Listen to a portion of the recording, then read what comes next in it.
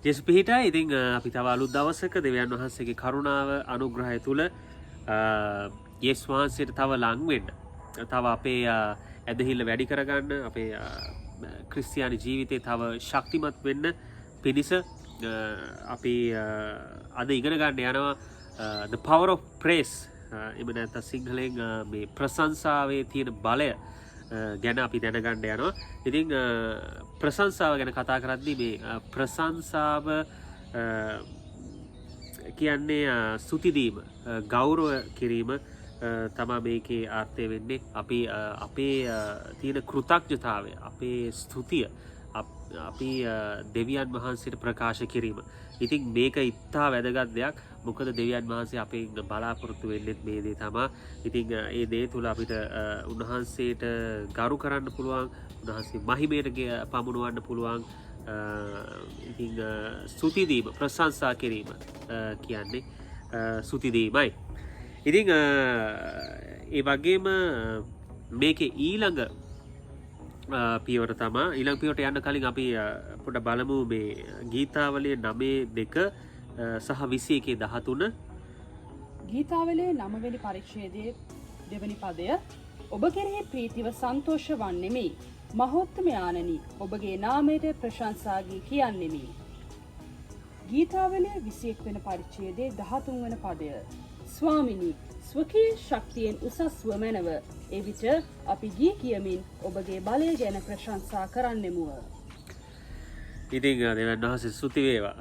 ප්‍රශංසාව ඇත්තටම මේ මගේ අවට වුණත් මේ සියලු මේ ගහ කොළ මල් සියල්ල දෙවියන් වහන්සේගේ මැවීම, ඒ වගේම මේ මිනිසයා ඇතුළු මම ඇතුළු ඔබ සියලු දෙනා දෙවියන් වහන්සේගේ මැවිල්ල උන්වහන්සේ තමයි අපේ මැවුම්කාරයා. මවා පාලනය කරන්නා වූ සර බලධාරි දෙවි පියාණන් වහන්සේ මුළු ලෝකෙ මුළු විශ්වයම මැව්ව දෙවි පියාණන් වහන්සේ. ඉතින් ඒ දෙවියන් වහන්සේට ඇත්තටම මහිමේ ගෞරවය හිමි නැද්ද? ඇත්තටම හිමි. ඒ ස්තුති ප්‍රශංසා අපි දිය යුතුයි. ඒක තමයි ප්‍රශංසාව කියන්නේ. ඉතින් මේකේ ඊළඟ අදියර මේකේ next level එක තමයි worship කියන්නේ. praise and worship. අපි යනවා දැන් worship කියන දෙයට. ඉතින් මේකේදී අපි කරන්නේ අපි දැන් ප්‍රේස් එකේදී අපේ ප්‍රශංසා ස්තුතියේදී ඒක එක්තරා අවස්ථාවක විතරයි. එක්තරා අවස්ථාවකදී අපි කරන්නේ. නමුත් මේ ප්‍රශංසාවේ ඊළඟ පියවර මම කිව්වා worship. අපි নমස්කාරය. හැබැයි ඒක අපි ජීවන රටාවක් විදිහට ඒක අපි දිග්ගටම කරගෙන යන දෙයක්. ඉතින් මේකේ යොහාන් 4:23-24 අපි පොඩ්ඩක් බලමු. මේකෙදී කියලා තියෙන්නේ මොකක්ද කියලා මේ নমස්කාරය ගැන. මෙතෙන්දී අපේ ආත්මය වැදගත්. අපි මොකද දෙවියන් වහන්සේ කියලා තියෙනවා අපි මේ নমස්කාර කරන්න ඕනේ අපි ආත්මයෙන් සහ සැබෑකමින් කියලා. අපි මේ පදේ බලමු. නමුත් සැබෑ নমස්කාර කරන්නන් විසින් ආත්මයෙන්ද සැබෑකමෙන්ද පියාණන් වහන්සේට নমස්කාර කරන කාලය පැමිණෙන්නේය. දැනටම පැමිණ තිබේ. මක් නිසාද පියාණන් වහන්සේ තමන්ට নমස්කාර කරන්නන් වන පිණිස එබඳු වූවන් සොයනසේක. දෙවියන් වහන්සේ ආත්මයක්ය. උන්වහන්සේට নমස්කාර කරන්නන් විසින් ආත්මයෙන්ද සැබෑකමෙන්ද নমස්කාර කළ යුතුයයි කීසේක. ආමේන්. ඉතින් දෙවියන් වහන්සේ කියලා තියෙනවා දෙවියන් වහන්සේත් ආත්මයක් කියලා. උන්වහන්සේගේ වචනේ පැහැදිලිවම කියලා තියෙනවා. ඒ වගේම උන්වහන්සේ හොයන්නේ ආත්මයෙන් සහ සැබෑකම. මොකක්ද මේ සැබෑකම? ඒ කියන්නේ අවංකව සත්‍යවාදීව මුළු හෘදයෙන් මුළු හදවතින්ම අපි උන්වහන්සේට ගරු කරන, උන්වහන්සේ මහිමයට පමුණුවන විදිහේ ජීවිතයක්, ජීවන රටාවක යෙදීම තමයි নমස්කාරය කියන්නේ. ඉතින් ඒ වගේම සැබෑකමින් සහ ආත්මයෙන්. ඒ කියන්නේ එවැනිම අදහසක් එන්නේ මුළු හදවතින්ම මුළු සිතින්ම උන්වහන්සේ සෙවීම. ඒ කියන්නේ ඒ වගේම ඇතුළාන්තයෙන්, එළියෙන් නෙවෙයි, අපේ පිටතින් නෙවෙයි, ඇතුළාන්තයෙන් දෙවියන් වහන්සේ සෙවීම, අපේ ආත්මයෙන් සෙවීම. ඉතින් මේක දිගටම කරන්න වූ ක්‍රියාවලියක්. නමුත් ප්‍රශංසාව මොහොතකදී අපි කරන එක්තරා මොහොතවල වලදී, ස්ථානවල වලදී අපි චර්ච් එකේදී වෙන්න පුළුවන්, ගෙදර අපේ පෞද්ගලික යාචනාවේදී වෙන්න පුළුවන්, එහෙම නැත්නම් අපි ගේක එකතු වෙලා අපේ යාචනා කරද්දි වෙන්න පුළුවන්, කණ්ඩායම එකතු වෙලා යාචනා කරද්දි, ක්‍රුසේඩ් එකකදී, මේ වගේ එක තැන්වලදී. නමුත් নমස්කාරය අපිට පුළුවන් ඒ වගේම මේ ප්‍රශංසාව හැමෝටම කරන්න පුළුවන්. නමුත් নমස්කාරය හැමෝටම කරන්න බෑ. මේක ටිකක් අමාරුයි. මොකද මේක අපි ජීවන රටාවක් විදිහට දිගටම අපි එක ක්‍රියාවලියක් විදිහට කරන්නා වූ දෙයක්. ඉතින් මේකට ඇත්තටම උන්වහන්සේට ආත්මයෙන් අපි බැඳී හිටින්න ඕනේ. ඒ වගේම සැබෑකම තියෙන්න ඕනේ. ඒ තුල තමයි අපිට නමස්කාර කරන්න පුළුවන්. ඉතින් මේක තමයි ප්‍රශංසාවේ ගැඹුරුම ආකාරය. මම හිතන හැටියට නමස්කාරය මොකද මම කලින් කිව්වා වගේ හැමෝටම ස්තුති කරන්න පුළුවන්. නමුත් හැමෝටම නමස්කාර කරන්න බෑ. මොකද නමස්කාර කිරීම මුළු අපේ මයින්ඩ් බොඩි සෝ ස්පිරිට් මේ තුනම එකතු වෙලා අපේ මනස අපේ ශරීරය අපේ ආත්මය මේ තුනම එකතු වෙලා කරන දෙයක් තමයි නමස්කාරය කියන්නේ. ඒක මේක ජීවන රටාවක්, ඒක ක්‍රියාවලියක්, ඒක දිගටම සිදුවෙන දෙයක්. ඒක තමයි ප්‍රශංසාව සහ නමස්කාරය කියන්නේ. ඉතින් අද අපි කතා කරන්න යන්නේ විශේෂයෙන් මේ ප්‍රශංසාවේ තියෙන බලය, the power of praise. ඔබට අද පැහැදිලි කරන්න යන්නේ ප්‍රශංසාවේ බලය ගැන. අපි ප්‍රශංසා කිරීම තුළ මොන තරම් බලයක්, දෙවියන් වහන්සේට ප්‍රශංසා කිරීම තුළ මොන තරම් බලයක් අපේ ජීවිත තුළ අපිට අත්දකින්න පුළුවන්ද කියලා තමයි අපි දැනගන්න යන්නේ. ඉතින් පළවෙනියටම අපි යනවා ගීතාවලිය 22:3. නමුත් ඊශ්‍රායල්ගේ ප්‍රශංසා මැදෙහි වාසය කරන්නා ඔබ ශුද්ධසේක. ආමේන්. මෙතන කියන්නේ මේ ප්‍රශංසාව තුල දෙවියන් වහන්සේගේ අභිමුඛත්වය නිර්මාණය වෙනවා. ඒ කියන්නේ අපි ප්‍රශංසා කරද්දී, අපි ස්තුති කරද්දී අපේ වාතාවරණය කුමක් වුණත්, අපි දුකෙන් ඉන්නවා වෙන්න පුළුවන්, හිත රිදීමෙන් ඉන්න පුළුවන්, අපි ප්‍රීතියෙන් ඉන්නවා වෙන්න පුළුවන්, අපි වෙන කල්පනාවක ඉන්නවා වෙන්න පුළුවන්, අපේ අදහස් වෙන තැන්වල තියෙනවා වෙන්න පුළුවන්, අපි චර්ච් එකේ ඉන්නවා වෙන්න පුළුවන්, අපි ගෙදර මේ වාතාවරණය මොකක් වුණත් අපි ප්‍රශංසා කරනකොට, අපි ස්තුති දෙනකොට දෙවියන් වහන්සේට ස්තුති වේවා ස්වාමිනී මගේ ජීවිතේ කරපු දේ ගැන, ඔබ වහන්සේ මාව ජීවිතුන් අතර තබා තිබෙන එක ගැන, මගේ සැලැස්ම ගැන, මට දුන්න ඒ ආලේපය ගැන, මට දුන්න සේවය ගැන, මට දුන්න බිරිඳ, මගේ පවුල ගැන, මට දුන්න අත්වැඩේ ගැන, මේ සියලු දේවල් වලට අපි ප්‍රශංසා කරනකොට ඒ ප්‍රශංසාව තුල උන්වහන්සේගේ අභිමුඛත්වය නිර්මාණය වෙනවා. ඒ කියන්නේ උන්වහන්සේ එතන වැඩ වාසය කරනවා. ඒතකොට මේ අභිමුඛත්වයේ නිර්මාණය වෙනකොට ඒ තුල බලවත් දේවල් අපිට අත්දකින්න පුළුවන්. එතකොට අපිට උන්වහන්සේගේ හඬ ඇහෙන්න පටන් ගන්නවා. රෙවලේෂන් ඒ වගේම එළිදරව් වීම වෙනවා. අපි තුලින්ම වෙන්න පුළුවන්. එහෙම නැත්නම් අපි චර්ච් එකේ ඉන්නවා නම් අපි මෙහෙම ප්‍රශංසා කරනකොට ඒ ඉන්න නායකයාගෙන්, ඉන්න පාස්ටර්ගෙන් වෙන්න පුළුවන්. එයාගේ අපිට අනාගත වාක්‍ය නෝ රෙවලේෂන්ස් එනවා. ඒ වගේ මේ දේවල් තුල දෙවියන් වහන්සේ මහිමයටපත් වෙනවා. ඉතින් මේ අපි ප්‍රශංසා කරනකොට, ස්තුති කරනකොට දෙවියන් වහන්සේගේ අභිමුඛත්වය නිර්මාණය වෙනවා. ඒ නිර්මාණය වීම තුළ අපිට බලවත් දේ අත්දකින්න පුළුවන්. උන්වහන්සේගේ රහස් එළිදරව් කරගන්න පුළුවන්. ඒ රෙවලේෂන්ස් එනවා. ඒ අභිමුඛත්වය නිර්මාණය වුණාම මොකද එතන හෝලි ස්පිරිට් ක්‍රියා කරන්න පටන් ගන්නවා. එතන සුදා මහසි වැඩ සිටින්න පටන් ගන්න, ක්‍රියා කරන්න පටන් ගන්නවා. අපේ ආත්මයට හදවතට කතා කරන්න පටන් ගන්නවා. ඒ තුළ දෙවියන් වහන්සේ මහිමයටපත් වෙනවා. ඊළඟ අදියරට යන මේ ප්‍රශංසාව තුළ වෙන තව විශේෂ දෙයක් තමයි ප්‍රශංසාව තුළින් මේ බන්ධන, ශාප කැඩෙනවා. ඒ තුළ අපිට නිදහස ලැබෙනවා. එමගින් අපිට යක්ෂයා පරාජය කරන්න පුළුවන්. මේ ප්‍රශංසාව තුළ අප මනස තුළ මේ යක්ෂයාට තියෙන ඉඩ ඇහිරෙනවා. එයාට අපේ මනසුව බලකොටු හදලා අපේ මනසට පහර දීලා, අපේ සිතුවිලි වලට පහර දීලා, අපේ පරාජය කරන සිතුවිලි ගෙනල්ලා, බය කරන සිතුවිලි ගෙනල්ලා අපිව වටන්න යන, පරාජය කරන්න යන, දෙවියන් වහන්සේ සම්බන්ධව කඩන්න යන ඒ යක්ෂයාට තියෙන ඉඩකඩ ඇහිරෙනවා අපි ප්‍රශංසා කරද්දී දිගටම. ඒකට අපි ලස්සන අනර්ග ගැඹුරු පදයක් තියෙන 2 කොරින්ති 10:5. අපේ විවාදයන්ද දෙවියන් වහන්සේ ගැන දැනගැනීමට විරුද්ධව උසස් වන්නව සියලු උසස් දේවල්ද බිඳහෙලා සියලු සිතවිලි ක්‍රිස්තුස් වහන්සේට කීකරුවීමට වාල් කර දෙමුව. ඒකද ඒ අපේ සිතුවිලි එක තමයි අපේ සිතුවිලි ක්‍රිස්තුස් වහන්සේගේ සිතෙන් අපි කරගන්න ඕනේ. ඒ කියන්නේ සිතුවිලි අපේ යක්ෂයාට වහල් කරන්නේ නැතුව සිතුවිලි ක්‍රිස්තුස් වහන්සේට වහල් කරගන්න ඕනේ. ක්‍රිස්තුස් වහන්සේ වගේ අපි හිතන්න පුරුදු වෙන්න ඕනේ. යක්ෂයාට පහර දෙන්න ඉඩ දෙන්න හොඳ නැහැ අපේ මනසට. ඉතින් මේ ඉඩ වැහෙනවා අපි ප්‍රශංසා කර දිගට ප්‍රශංසා ස්තුති කරගෙන යද්දී ඒ අර කනස්සලු, ඒ දෝෂාරෝපණ, විවේචන, චෝදනා එල්ල කරන සිතුවිලි පහ වෙලා යක්ෂයාට ඉඩ ඇහැරෙනවා. ඉඩ ඇහිරෙනවා. ඒ කියන්නේ යාට එන්න බැරි වෙනවා. ඒ සිතුවිලි වලට ඉඩ නැති වෙනවා. අපි ප්‍රශංසාක දිගටම ස්තුති කරද්දී දෙවියන් වහන්සේට ඒක තමයි එතන කියන්නේ. අපි යක්ෂයාට සිතුවිලි වහල් කරන්නේ නැතුව අපි ක්‍රිස්තුස් වහන්සේට අපේ සිතුවිලි බාර දෙනවා. අපි ක්‍රිස්තුස් වහන්සේ වගේ සිතන්න පටන් ගන්නවා. ඒ ක්‍රිස්තුස් වහන්සේගේ සිත ඇතුව අපි ඉදිරියට යනවා, ප්‍රශංසා කරනවා. ඒ වගේම 2 ලේකම් 20:18-19 සහ 2 ලේකම් 20:21-22 මෙතන මේ යෙහෝෂාපත් රජතුමා යුද්ධයට යන අවස්ථාවේ මොනවද කරේ කියලා තියෙනවා. එයා දෙවියන් වහන්සේ හඬාලේ මොනවද කරේ? සුති කරා ප්‍රශංසා කරා ඒ වගේම බලමු අපි පදේ මොනවද කියලා කියලා තියෙන ලස්සනට ඒ සේනා යුද්ධ සේනාව පවා ඒ යුද්ධෙට ඉදිරියට යද්දි තිබ්බේ ඒ ගීතිකා කණ්ඩායම් තුළ දෙවියන් වහන්සේට ප්‍රශංසා කළා. ඒ තුල යුද්ධේ මොනවද උනේ? යුද්ධේ ජයගත්ත බලමු අපි ඒ පදේ. එවිට යෙහෝෂාපාට් මුහුණින් බිමට නැමුණේය. සියලු යුදාවරුද යෙරුසලමේ වැසියෝද ස්වාමින් වහන්සේට නමස්කාර කරමින් ස්වාමින් වහන්සේ ඉදිරිෙහි වැඳ වැටුණෝය. කොහාතිවරුන්ගේ පුත්‍රයෝද කොරාවරුන්ගේ පුත්‍රයෝද වන ලෙවීවරු ඊශ්‍රායල්ගේ දෙව් ස්වාමින් වහන්සේට ඉතා මහත් හඬකින් ප්‍රශංසා කිරීමට නැගිටුණෝය. ඔහු සෙනග සමග මන්ත්‍රණය කොට ස්වාමින් වහන්සේට ගීතිකා කරන්නන් පත් කළේය. ඔහු යුද්ධ සේනාවට පෙරටුව යමින් ශුද්ධකමයි අලංකාරයෙන් යුක්ත ප්‍රශංසා කරමින් ස්වාමින් වහන්සේට ස්තුති කරපල්ලා. මක්නිසාද උන්වහන්සේගේ කරුණාව සදාකල්ම පවත්නේ යැයි කීවෝය. ඔවුන් ප්‍රීති ഘോഷාවද ප්‍රශංසාවද පටන්ගත් වේලාවේදී යුදාට විරුද්ධව ඇවිත් සිටි අම්මුන් සහ මෝවබ් පුත්‍රයන්ටද සේර් කඳුකරේ වැසියන්ටද විරුද්ධව ස්වාමින් වහන්සේ රැක සිටින සේනාවක් සිටවූසේක.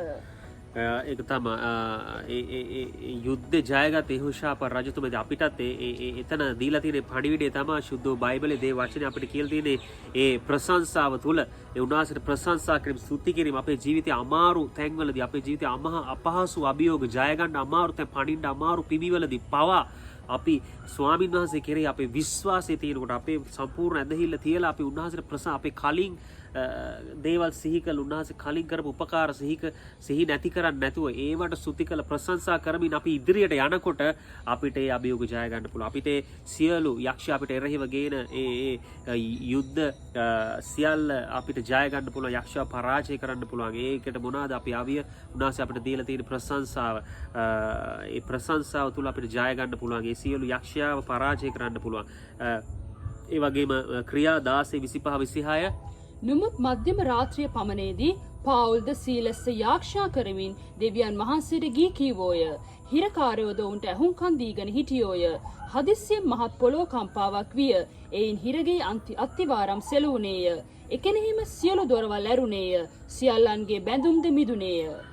ඒ බලන්න පාවුල්තුමා හිරේට ගියාට පස්සේ ආයේ වාතාවරණය දෙස බැලුවේ නෑ. එයා බැලුවේ දෙවියන් වහන්සේ දෙස. එයා ජීවමාන දෙවියන් වහන්සේ එයා දැනගත්ත. එයා දන්නවා. එයා දැනන් හිටියේ. අපිත් දැනන් ඉන්න ඕනේ. කරන්න බැරි දෙයක් නෑ දෙවියන් වහන්සේට.